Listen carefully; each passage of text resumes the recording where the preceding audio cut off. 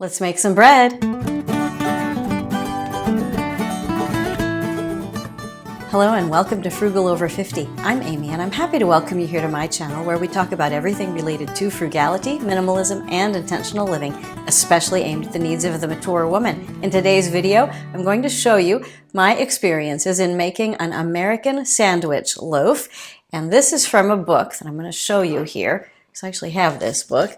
This is Cook's Country. And this is page 200 and something from the book, and it literally is called American Sandwich Loaf. So I am going to link below in the description box to a blog that is not mine, but where somebody has made this using their own adaptations and they've posted the basic recipe. So I just want to tell you that I am doing this here on my channel because my grandma, who was a very frugal woman in her mature years and indeed all of her life, used to make bread all the time. Now, she didn't use this. I went to her house one time when I was in college and I was like, can you teach me how to make bread? And she was like, sure, it's no problem. I have a little recipe card here. My grandma used to win prizes at the county fair for her breads. And her recipe card method went like this. We would look at each step of the way and she would say, oh yeah, no, you don't want to do that because that's not going to work. What you really need to do is this. Every single step of the way for this several hour-long baking process, or preparing and baking process, it was just about looking at the recipe card and telling me why that wouldn't work and why you had to do something different. Well, it completely freaked me out because, again, she's a prize-winning baker, and in one day she's telling me that all the things on the recipe card are wrong, and I just left it. I left it for like almost 40 years. And so to come back to this as a mature woman was hugely empowering, and I want to show you the result the very first time that I made this American sandwich loaf. Not my grandmother's recipe, but the same kind of bread. She made slicing sandwich bread and she made rolls, real family kinds of bread. She was a farm girl and grew up feeding lots of hungry people who've been working all day and they needed lots of calories really fast. And she could serve up a loaf and it would be gone in 5 minutes. So that's the level of baking that she was prepared to do, and that's what I wanted to emulate. And this is what it looked like the first time I tried it. Age 53, mature woman, I did it all by hand. I'm really proud of it.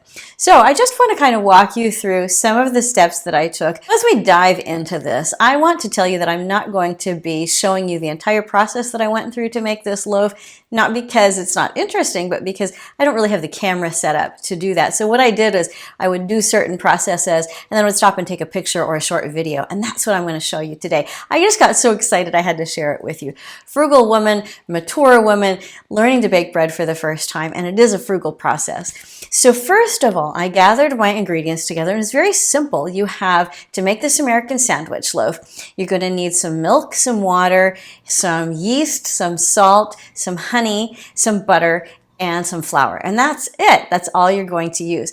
And so you just keep going with that until you have all the mixture mixed up as the recipe instructs. Now you can make this in a mixer. In fact, in this book, in Cook's Country, they recommend making all breads with a mixer. Well, my grandma didn't do that, and I don't consider it the most frugal way to operate. And since I'm really looking at frugality, I didn't want to spend any money on anything except ingredients.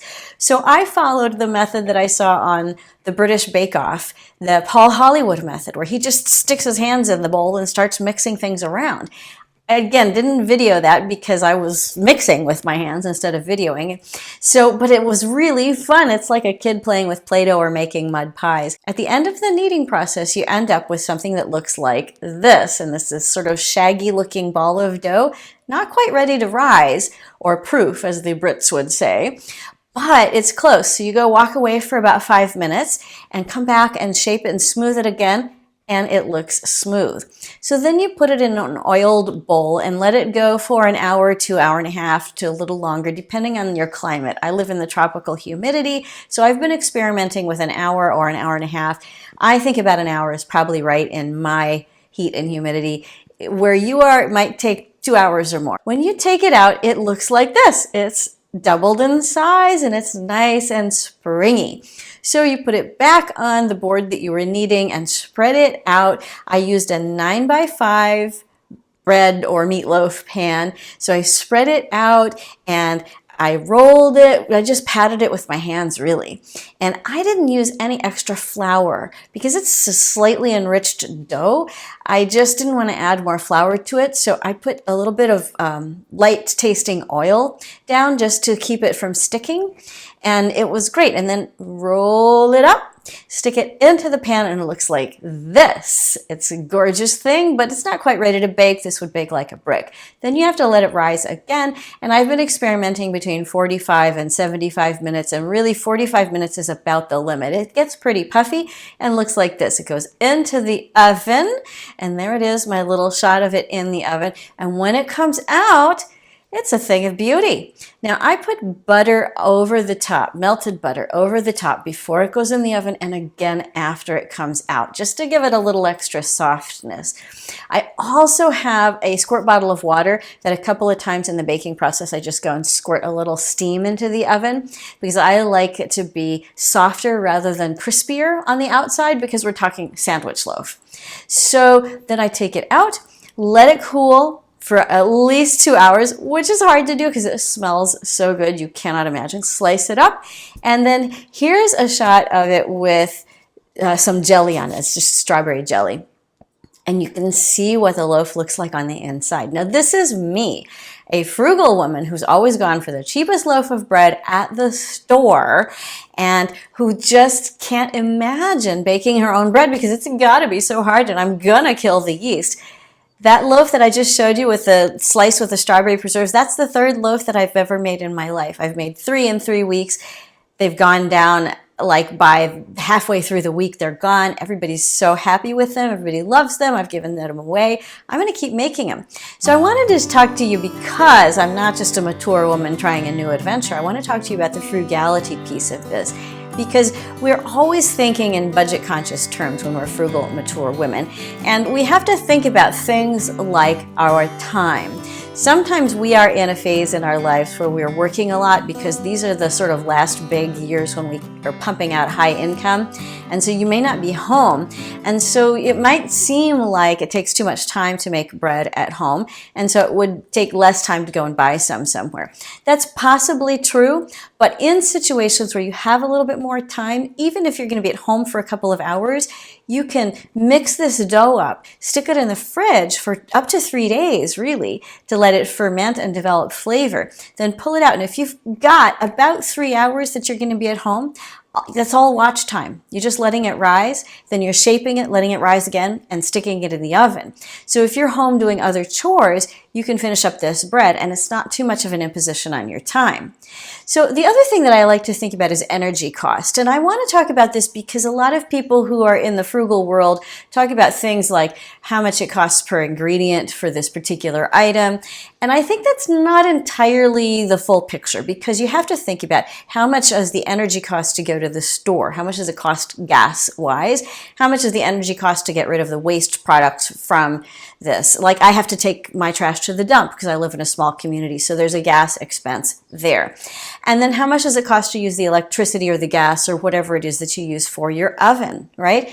Now, where I live, I think that it equals out because our electricity is produced by oil, gas is produced by oil, our prices are pretty stable. So whether I'm driving to the store and then driving to the dump, or whether I'm at home, just staying at home, using my oven, it works out about the same.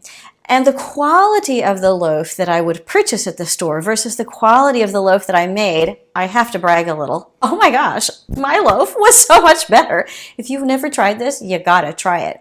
If you have arthritis or something, there's another energy issue because you might not have the energy or the physical health to actually knead the dough, and you might need to think about getting a stand mixer if you don't have one. Those are pretty pricey. So if you're interested in trying this out, you might see if you can score a used one or borrow one from somebody to just try it out first. If you like to knead dough, but you have issues with arthritis or other sort of health issues that make kneading dough a not likely proposition, tell me what you do instead, because I'm sure that there are lots of ways that you can handle this. People have been making bread since there have been people.